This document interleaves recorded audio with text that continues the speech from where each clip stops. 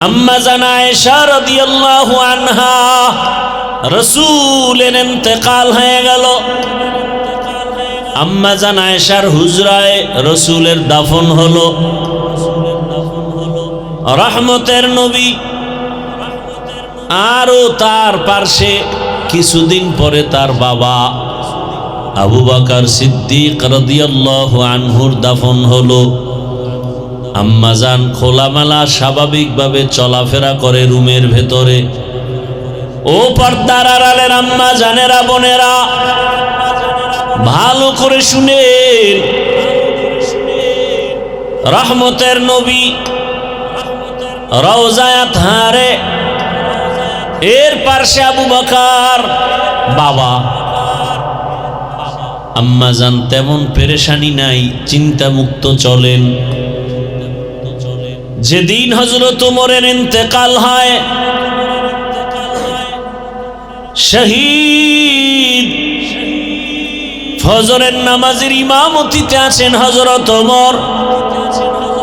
নামাজের ভেতরেই দুশমন ওমরের উপরে আঘাত করলো, রক্তাক্ত হয়ে পড়ে গেলেন। নামাজটা শেষ করতে পারলেন না। সন্তান আব্দুল্লাহকে বলেন, আব্দুল্লাহ, বহু আগে আম্মাজানের কাছে তোমারে পাঠাইছিলাম একটা অনুমতির জন্য। আমারে রাসূল এত আদর করতেন। রহমতের নবী যেখানে যাইতেন আমাকে রাখতেন, আবু বকরকে রাখতেন, পরামর্শ নিতেন আমাদের থেকে। আমার মনের তামান্না, দুনিয়াতে যেমন রাসূলের পার্শ্বে ছিলাম, ইন্তেকালের পরেও আমি রাসূলের পার্শ্বে থাকতে চাই। কিন্তু এই অনুমতি তো আম্মা জান আয়েশা থেকে নিতে হবে। আরো একবার তুমি অনুমতি চাইছিলা, আম্মা জান বলছেন ভেবে দেখি, আর ফাইনাল হয় নাই। এখন আমি মরণের বিছানায় পড়ে গেলাম, আমার কানে একটু আওয়াজ দাও। আম্মা জান আয়েশা রাদিয়াল্লাহু আনহার থেকে অনুমতি নাও, আমাকে একটু রাসূলের পাশে থাকার অনুমতি দিবেননি। আব্দুল্লাহ ওমরের সন্তান চলে গেছেন। আম্মা জানের কাছে গিয়া চোখের পানি ছেড়ে কান্না শুরু করলেন। আম্মা জান, আব্বা জান শহীদ, রক্তমাখা শরীর, বিদায় বেলা আর একবার আপনার কাছে আমাকে পাঠিয়েছেন, আপনার অনুমতি চায় রহমতের নবীর পার্শ্বে দাফনের জন্য। আম্মা জান একটু সময় ভেবে বলেন, আব্দুল্লাহ,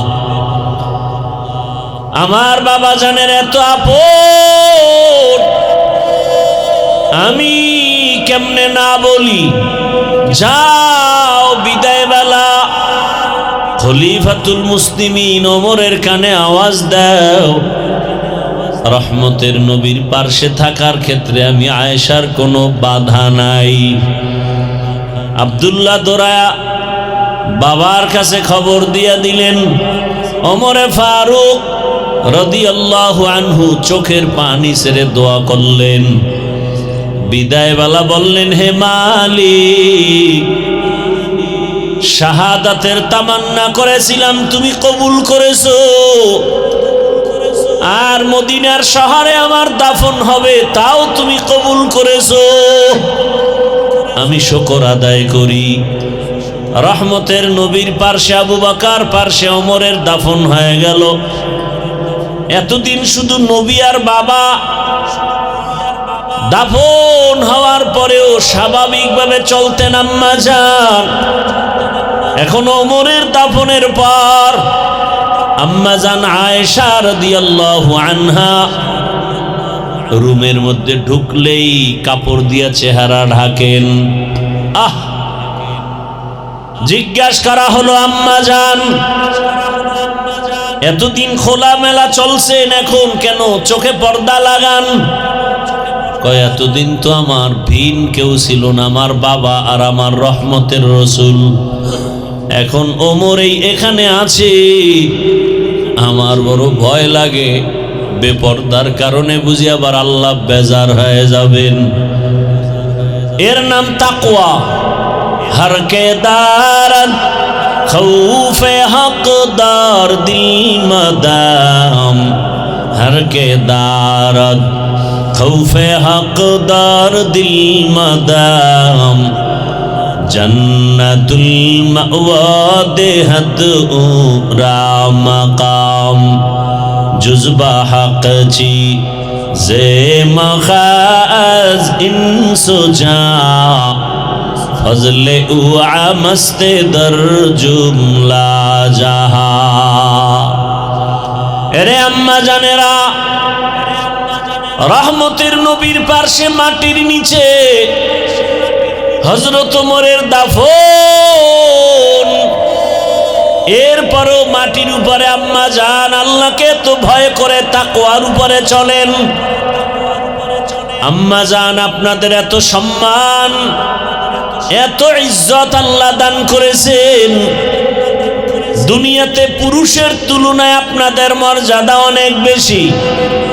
आमी यदि बयान करते थाकी सारा रात बयान करा जाबे नारीदेरके आल्लाह की परिमाण मर्यादा दान करेছেন किन्तु सेई मर्यादा आम्मा जानेरा निजेरा यदि धरे राखते ना पारेन और सेई कारणे यदि आपनि एसिड निक्षिप्त हन धर्षणेर शिकार हन आपनि बेपर्दा हওয়ার कारणे बेगानारा देखे देखे যৌবনের জেনায় লিপ্ত হয় চোখের জেনা অন্তরের জেনা জবানের জেনা হাতের জেনা এই অবস্থায় গিয়া অনেক দুশ্চরিত্রওয়ালারা কন্ট্রোল করতে না পেরে হামলার শিকার হয়ে যায়। এরে আম্মা জান আপনার সম্মান যদি আপনি ধরে রাখতে না পারেন আর এ কারণে বিপদের সম্মুখীন হয়ে যান এই দোষ তো আপনার উপরেই বর্তাবে আর কাউকে দেওয়া যাবে না। রাস্তায় যদি স্বর্ণ পায় স্বর্ণ মানুষ নিয়ে যাবে ওই স্বর্ণ আর দিবে না ওই স্বর্ণ কুক্ষিগত করে ফেলবে। আপনাদের মান তো স্বর্ণের থেকেও তুলনাহীন বেশি।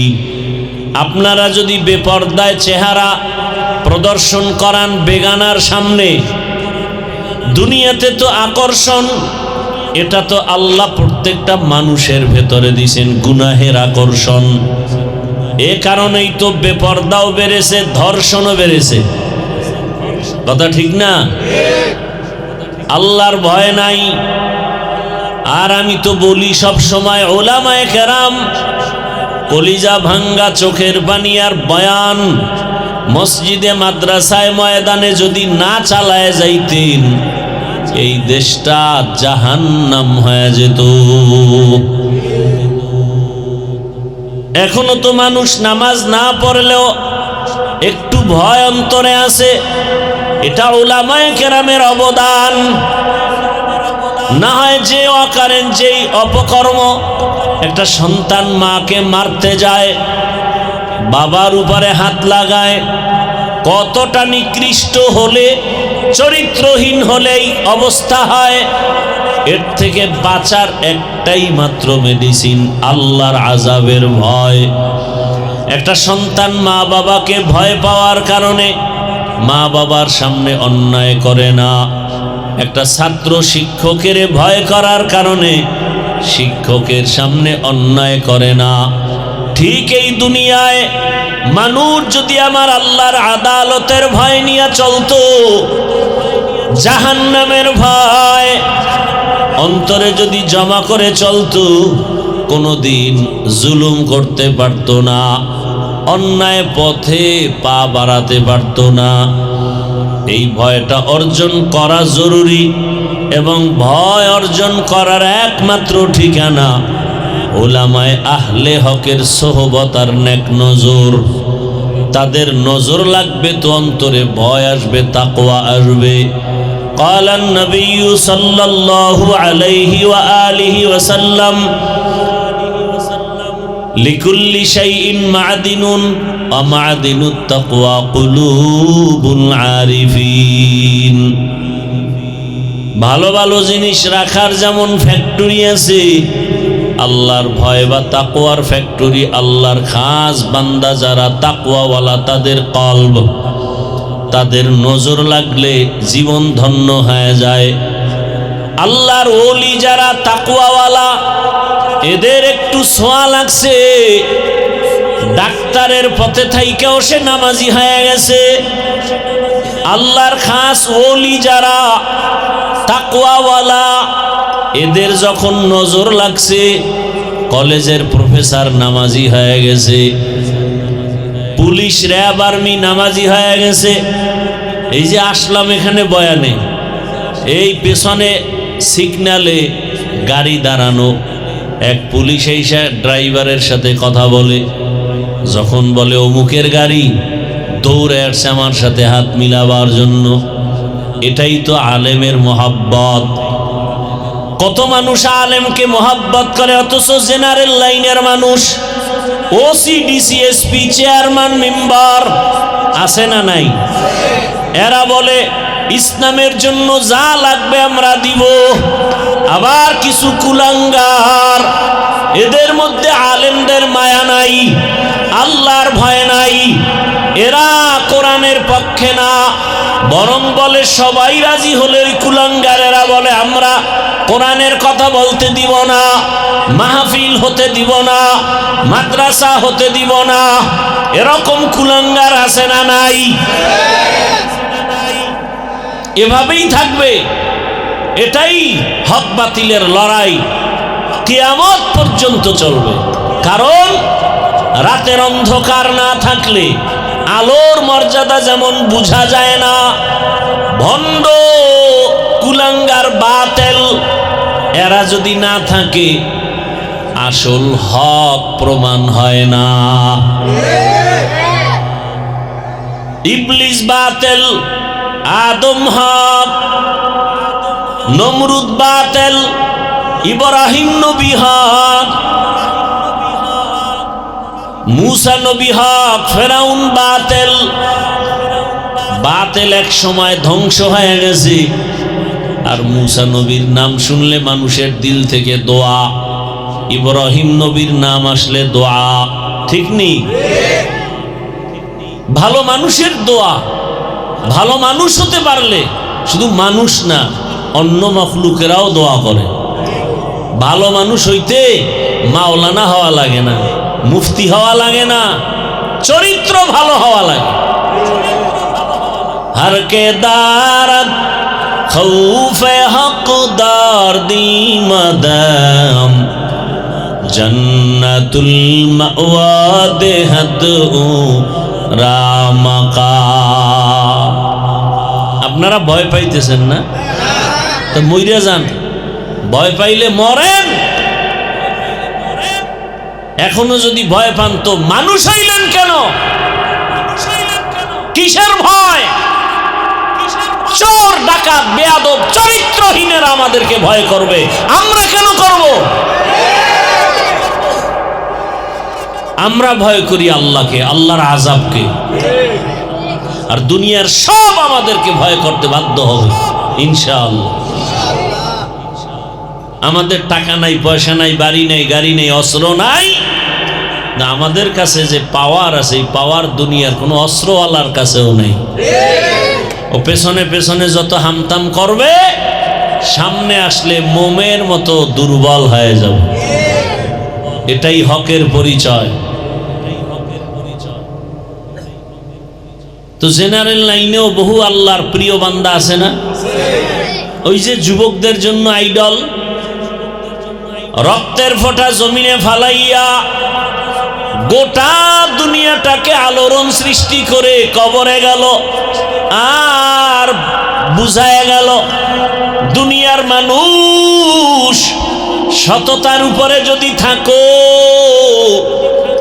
টাকায় পশু বিক্রি হয়, টাকায় অমানুষ বিক্রি হয়, টাকায় আমি হাদি বিক্রি হই না। ইয়া আইয়ুহাল্লাযীনা আমানুত্তাকুল্লাহা ওয়াল তানজুর নাফসুম মা কদ্দামাত লিগাদিন ওয়াত্তাকুল্লাহ। ও দুনিয়ার মুমিন, তোমরা আল্লাহকে ভয় করো এবং তোমাদের ভবিষ্যৎ এক জীবন আসবে, স্থায়ী জীবন, পরকালীন জীবন। সেই জীবনের কি সম্বল সঞ্চয় করেছো, এদিকে মনোনিবেশ হও, খেয়াল করো। ওয়াত্তাকুল্লাহ, আল্লাহ বলেন আবারও আমাকে ভয় করো, তাকওয়া অর্জন করো। ইন্নাল্লাহা খাবীরুম বিমা তা'মালুন, নিশ্চয়ই আল্লাহ রাব্বুল আলামিন তোমার আমার সব কৃতকর্মের খবর পরিপূর্ণ অগ্রিম জানেন।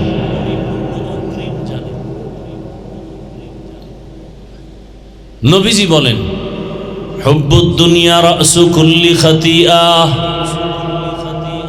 দুনিয়ার লোভ, দুনিয়ার ভালোবাসা, দুনিয়ার মোহাব্বত সব ধ্বংসের কারণ। যত বিপর্যয়, যত মুসিবত, আলেম, ওলি, আবদাল, গাউস, কুতুব, দুনিয়ার সব মানুষ ধ্বংস হওয়ার একটাই কারণ, দুনিয়ার লোভ। এজন্য প্রবাদ আছে, লোভে পাপ, পাপে মৃত্যু। এই বিল্ডিং কি আপনার মাদ্রাসা? হ্যাঁ, আপনার মাদ্রাসা নিয়েও যদি কিছু কেউ বলে, আস্তে আমাকে জানাবেন, 1 সেকেন্ড দেরি করবেন না। বাংলাদেশে মাদ্রাসা চলবে, ইসলাম চলবে, কোরআন চলবে, মসজিদ চলবে। আমি তো ইচ্ছা রকম বলি, এখন পৃথিবীতে আল্লাহর ঘর, মসজিদ, মাদ্রাসা থেকে দামি কোনো জায়গা আছে?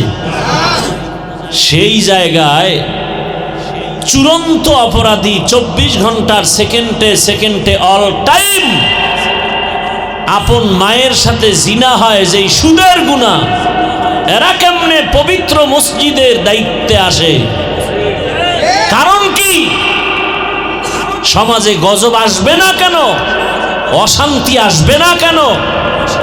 যে ব্যক্তির গুনাহ হয় 24 ঘন্টা আমল নামায় আপন মায়ের সাথে জিনার সমান, তো ভয় থাকা উচিত, লজ্জা থাকা উচিত। আল্লাহ হেদায়াত দান করুন।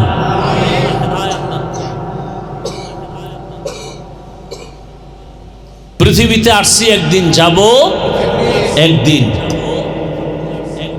কিন্তু মানুষ হয়ে যেতে চাই, অমানুষ হয় না, ইনশাআল্লাহ। আমরা মরিয়াও অমর হয়ে থাকবো ইনশাআল্লাহ। আমরা কোনো ব্যক্তির গোলামি করি না, আমরা কাউকে আঘাতও করতে চাই না।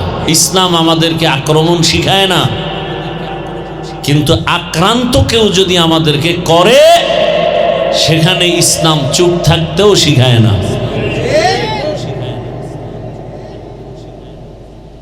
তো দুনিয়ার সব মানুষের ধ্বংসের একটাই কারণ, দুনিয়ার লোভ। এই লোভ আবার 3 প্রকার: হুব্বে যা, হুব্বে মাল, হুব্বে নিসওয়ান।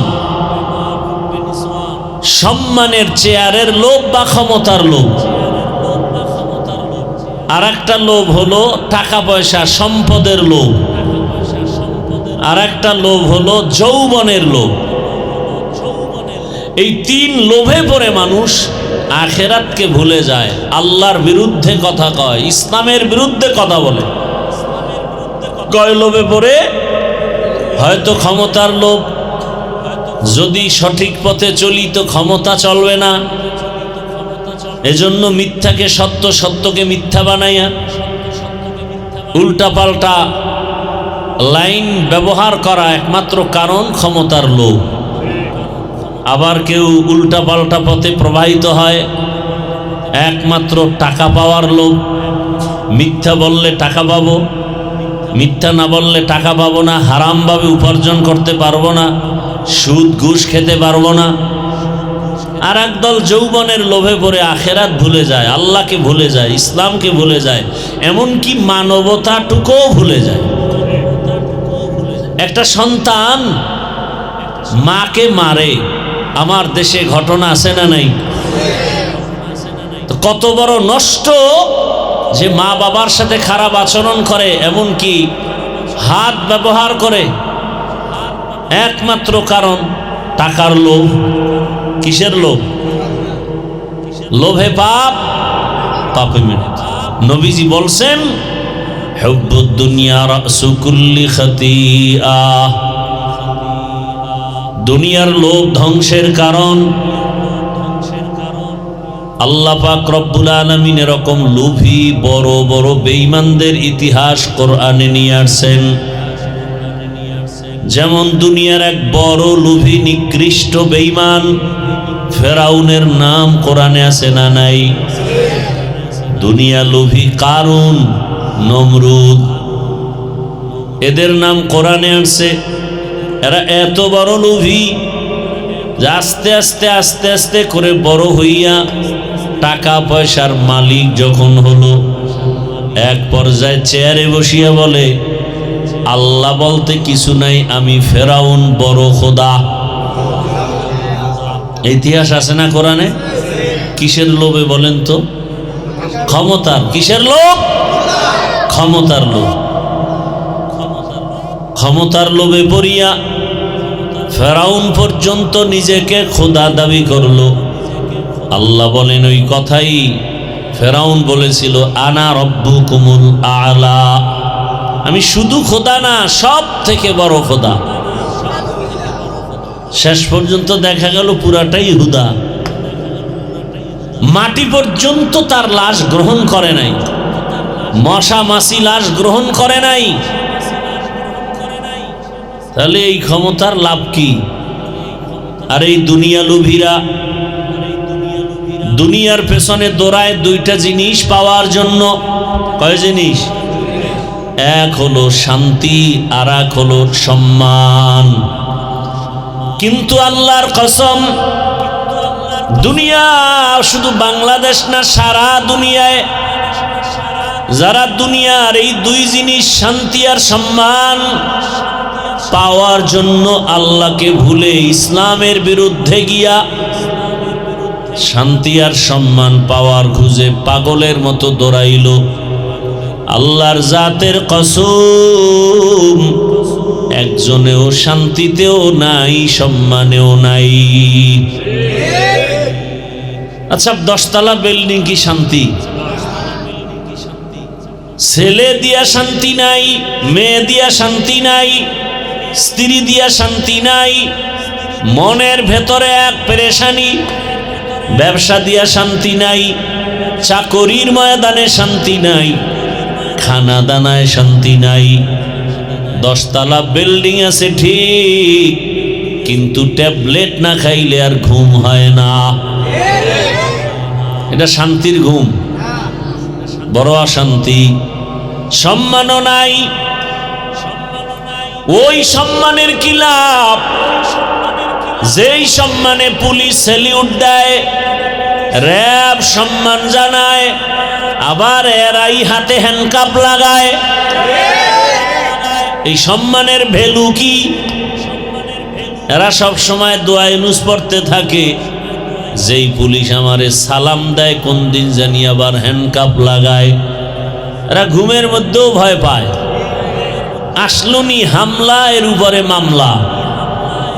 আসলে দুনিয়ার পেছনে ঘুরে, ক্ষমতার পেছনে ঘুরে, টাকার পেছনে ঘুরে দুই জিনিস চায়, সম্মান আর শান্তি। আসলে তো এদিকে ঘুরলে সম্মানও নাই, শান্তি দেওয়ার মালিক, সম্মানের মালিক। অত ইজ্জু মান তাশা ওয়া তুযিল্লু মান তাশা বিয়াদিকাল খায়র ইন্নাকা আলা কুল্লি শাইইন কাদির। আফসোস লাগে, এমন এক দেশে আসলাম, মানুষকে পাও ধরে ধরে বয়ান করি, অনেক জায়গায় শুনি আমগো জাতি টুপিওয়ালারাও ওয়াজে বাধা দেয়। কোন দেশে জন্ম নিলাম, কোন সমাজে আসলাম যে একজন মুসলমান হইয়া, একজন টুপিওয়ালা হয়ে আর একজন আলেমের বয়ান হবে, সেখানে বাধা দেয়, বিভিন্ন অপকৌশল অবলম্বন করে। এদের অন্তর কত খারাপ! এজন্য ১৫০০ বছর আগে রাসূল বলেছেন, দুনিয়াতে সব থেকে ভালো আলেম, আবার সব থেকে একদল খারাপ হবে, তারাও আলেম। আছে না নাই? আলেম পর্দা করে না। কি করে না? যদি দেখেন আলেম পর্দা করে না, তাকে আলেম বলা জায়েজ নাই। লোভে পড়ছে। কিসে পড়ছে? হয়তো যৌবনের লোভে পর্দা করে না, অথবা টাকার লোভে পর্দা করে না, অথবা ক্ষমতার লোভে পর্দা করে না। আল্লাহ হেদায়াত দান করেন।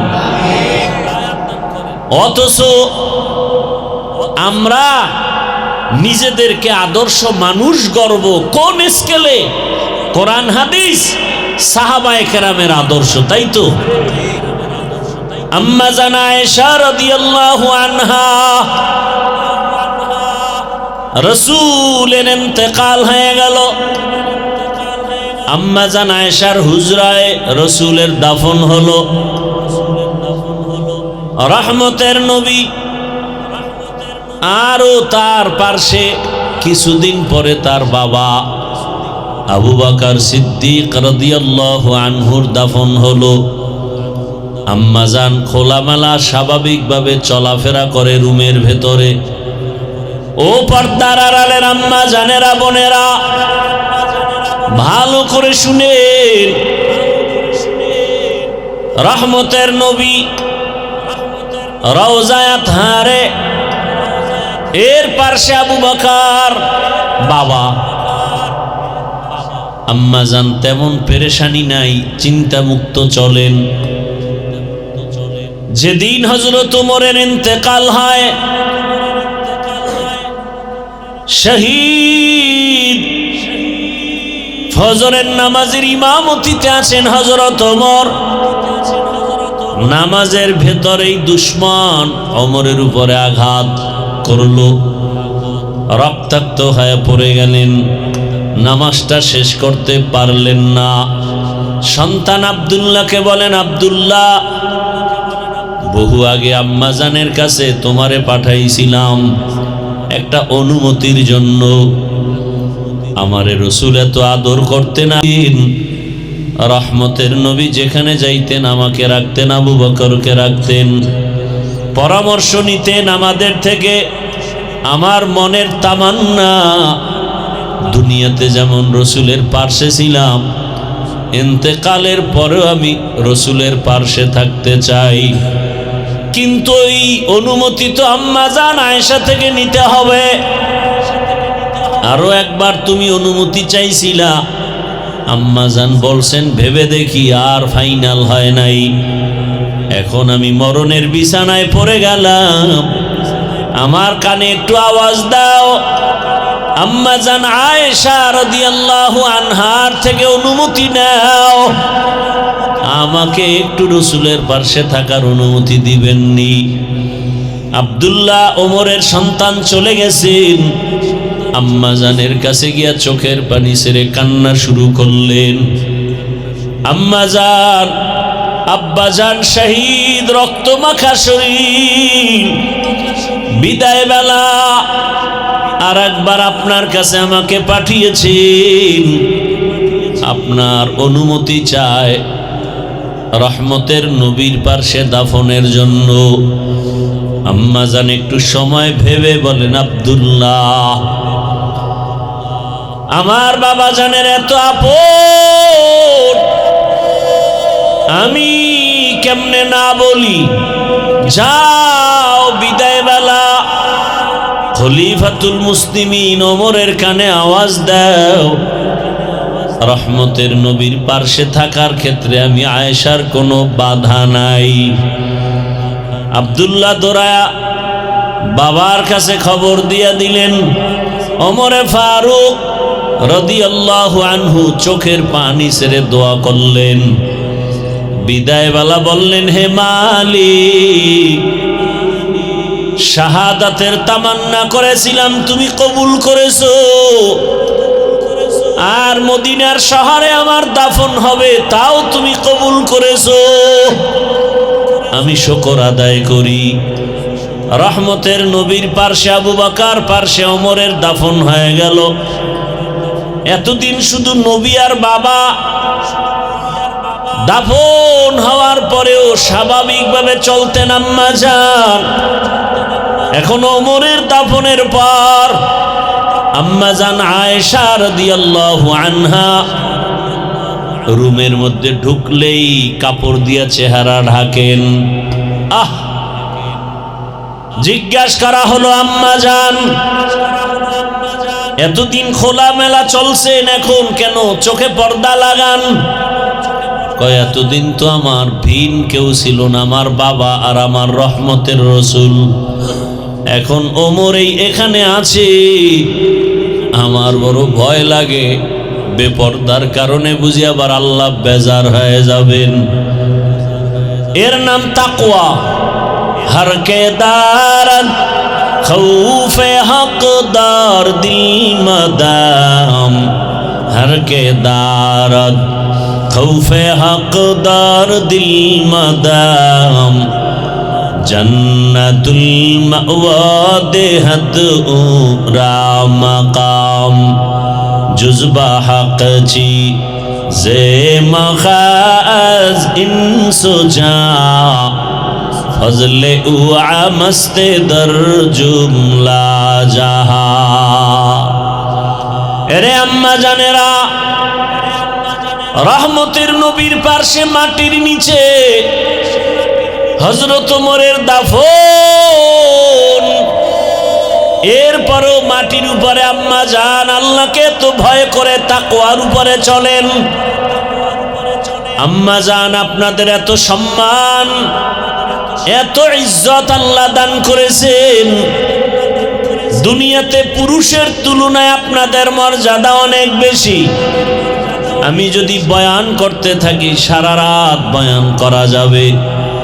নারীদেরকে আল্লাহ কি পরিমাণ মর্যাদা দান করেছেন, কিন্তু সেই মর্যাদা আম্মা জানেরা নিজেরা যদি ধরে রাখতে না পারেন, আর সেই কারণে যদি আপনি এসিড নিক্ষিপ্ত হন, ধর্ষণের শিকার হন, আপনি বেপর্দা হওয়ার কারণে বেগানারা দেখে দেখে যৌবনের জেনায় লিপ্ত হয়, চোখের জেনা, অন্তরের জেনা, জবানের জেনা, হাতের জেনা, এই অবস্থায় গিয়া অনেক দুশ্চরিত্রওয়ালারা কন্ট্রোল করতে না পেরে হামলার শিকার হয়ে যায়। এরে আম্মা জান, আপনার সম্মান যদি আপনি ধরে রাখতে না পারেন, আর এ কারণে বিপদের সম্মুখীন হয়ে যান, এই দোষ তো আপনার উপরেই বর্তাবে, আর কাউকে দেওয়া যাবে না। রাস্তায় যদি স্বর্ণ পায়, স্বর্ণ মানুষ নিয়ে যাবে, ওই স্বর্ণ আর দিবে না, ওই স্বর্ণ কুক্ষিগত করে ফেলবে। আপনাদের মান তো স্বর্ণের থেকেও তুলনাহীন বেশি। আপনারা যদি বেপর্দায় চেহারা প্রদর্শন করান বেগানার সামনে, দুনিয়াতে তো আকর্ষণ, এটা তো আল্লাহ প্রত্যেকটা মানুষের ভেতরে দিয়েছেন গুনাহের আকর্ষণ। এ কারণেই তো বেপর্দাও বেড়েছে, ধর্ষণও বেড়েছে। কথা ঠিক না? আল্লাহর ভয় নাই। আর আমি তো বলি সব সময়, ওলামায়ে কেরাম কলিজা ভাঙ্গা চোখের পানি আর বয়ান মসজিদে, মাদ্রাসায়, ময়দানে যদি না চালায় যাইতেন, এই দেশটা জাহান্নাম হয়ে যেত। এখনো তো মানুষ নামাজ না পড়লেও একটু ভয় অন্তরে আছে। এটা উলামায়ে কেরামের অবদান। না হয় যে অকারেন, যেই অপকর্ম, একটা সন্তান মাকে মারতে যায়, বাবার উপরে হাত লাগায়, কতটা নিকৃষ্ট হলে, চরিত্রহীন হলেই অবস্থা হয়। এর থেকে বাঁচার একটাই মাত্র মেডিসিন, আল্লাহর আযাবের ভয়। একটা সন্তান মা বাবাকে ভয় পাওয়ার কারণে মা বাবার সামনে অন্যায় করে না। একটা ছাত্র শিক্ষকের ভয় করার কারণে শিক্ষকের সামনে অন্যায় করে না। ঠিক এই দুনিয়ায় মানুষ যদি আমার আল্লাহর আদালতের ভয় নিয়ে চলতো, জাহান্নামের ভয় অন্তরে যদি জমা করে চলতো, কোনোদিন জুলুম করতে পারতো না, অন্যায় পথে পা বাড়াতে পারতো না। এই ভয়টা অর্জন করা জরুরি, এবং ভয় অর্জন করার একমাত্র ঠিকানা উলামায়ে আহলে হকের সোহবত আর নেক নজর। তাদের নজর লাগবে তো অন্তরে ভয় আসবে, তাকওয়া আসবে। قال النبي صلى الله عليه وآله وسلم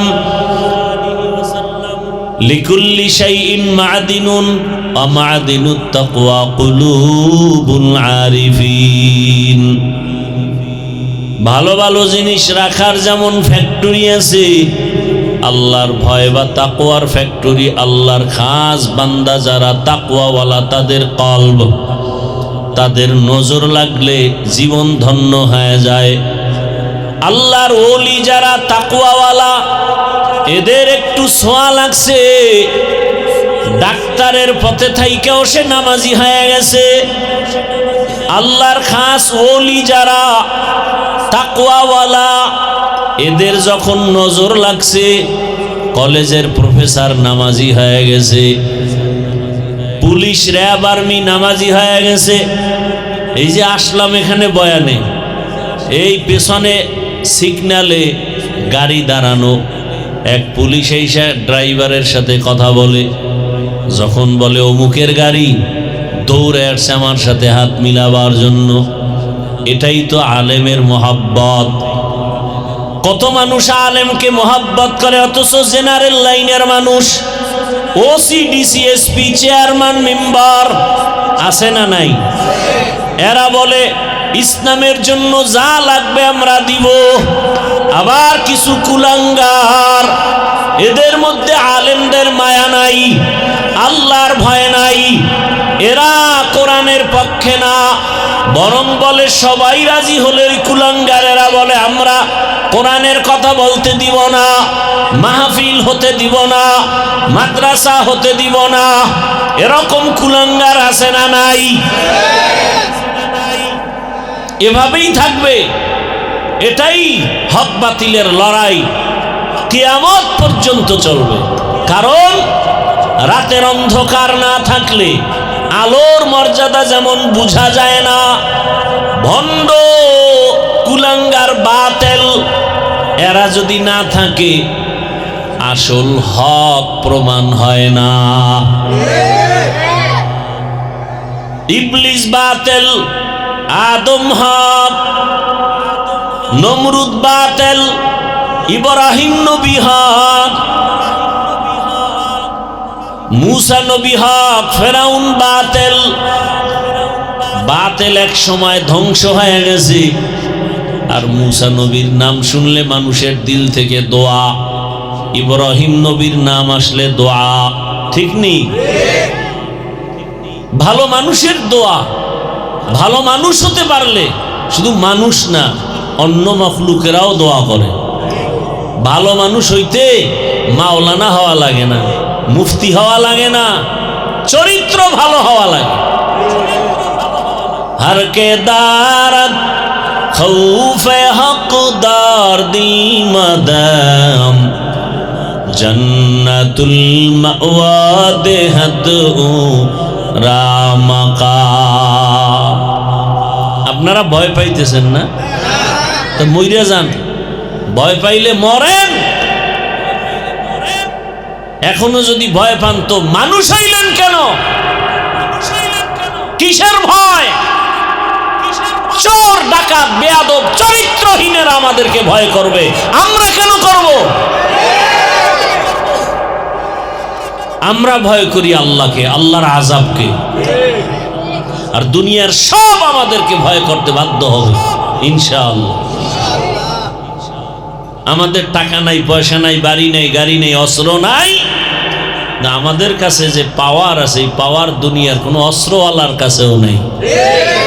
ও পেছনে পেছনে যত হামতাম করবে, সামনে আসলে মোমের মতো দুর্বল হয়ে যাব।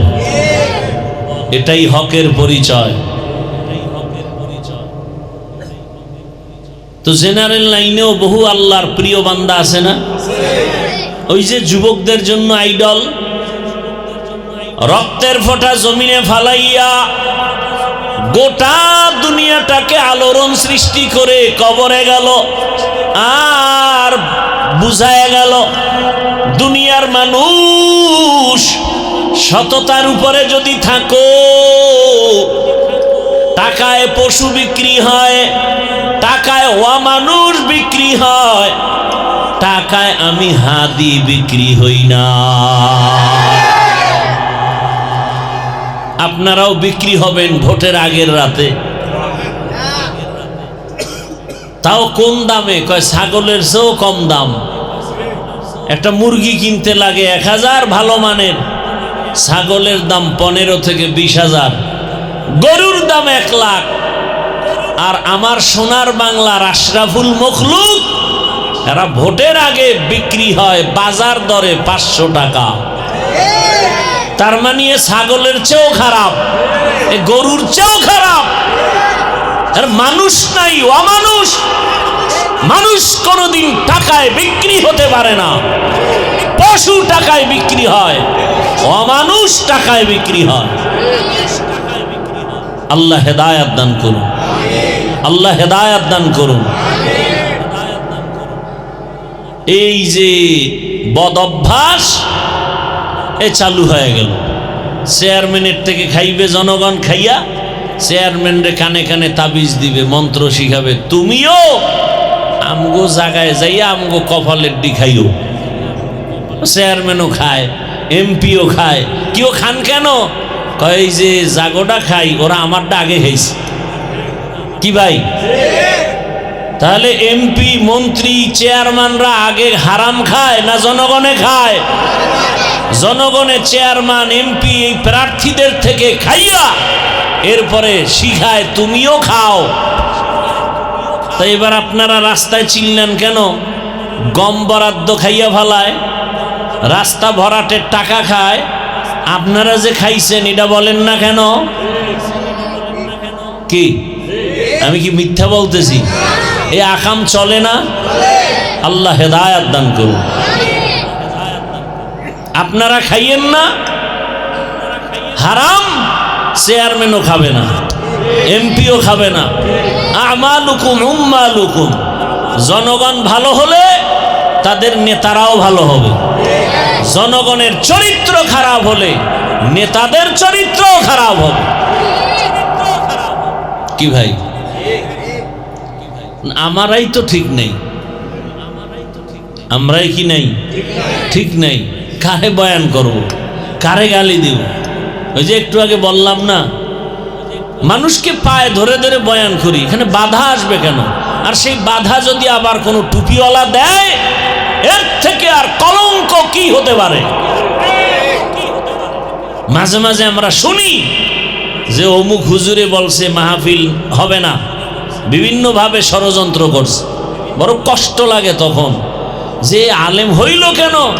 আবার দিলকে সান্ত্বনা দেই, রহমতের নবী বলে গেছেন কিয়ামত পর্যন্ত আলেমদের 2 ভাগ থাকবে, একদল হক আর একদল বাতিল। হকপন্থী কখনো বেপরদায় যাবে না, হকপন্থী কখনো ইচ্ছা করে গুনার রাস্তায় ঢুকবে না। আর বাতিলরা 3 লোভে পড়বে। কয় লোভ? ক্ষমতার লোভ, টাকার লোভ, যৌবনের লোভে হককে নাহক বানাবে, মিথ্যাকে সত্য বানাবে। এই জন্য খুব সতর্কতার সাথে কদম দিতে হবে। আল্লাহ আমাদের দেশের প্রথম সারি উলামায়ে কেরাম যারা, আল্লাহ সবাইকে এক ও নেক বানায় দেন। উলামায়ে কেরামদের হকের উপরে মজবুত হয়ে চলার তৌফিক দান করেন।